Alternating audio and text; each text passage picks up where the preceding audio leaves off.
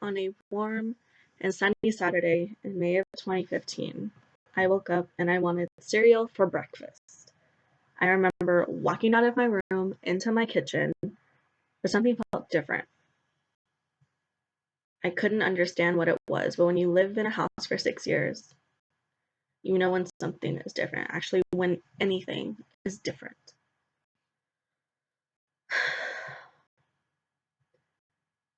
I knew where my cereal was. I knew where I knew the milk was in my fridge, and I knew my bowls were in the cupboard. But I couldn't understand what was different. I went to my grandma's room to ask her if everything was okay, when in reality, nothing was okay. She expressed to me my grandpa had passed away in the early hours of that morning.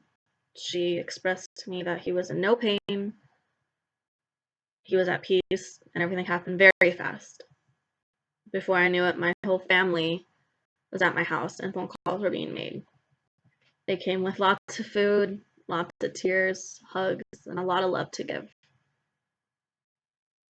I remember all the details from that day, and actually that entire week. Even though I felt time was moving by so fast, I remember it all. During that week, funeral plans were being made to give my grandpa the funeral he deserved. I was also finishing my sophomore year in high school. I had 1 week left, and it was the hardest week I've had in school because my head was anywhere but in the classrooms.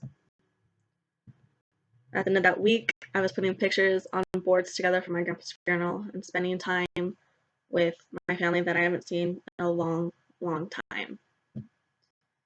A week later, we had my grandpa's funeral, and I sat there listening to everything that my family had to say about him.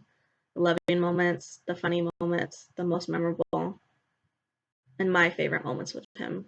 I remember I got to see him one last time, and I cried because I couldn't see him anymore. I couldn't speak to him. I couldn't express how much I loved him.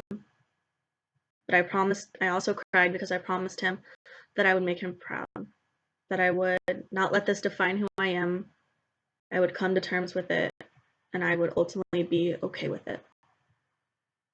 Death will hurt you, and it will leave you heartbroken. But you have to let it become who you are. It'll take time, but it will ultimately make you stronger. You have to learn and you have to accept that you have the ability to move that past the pain.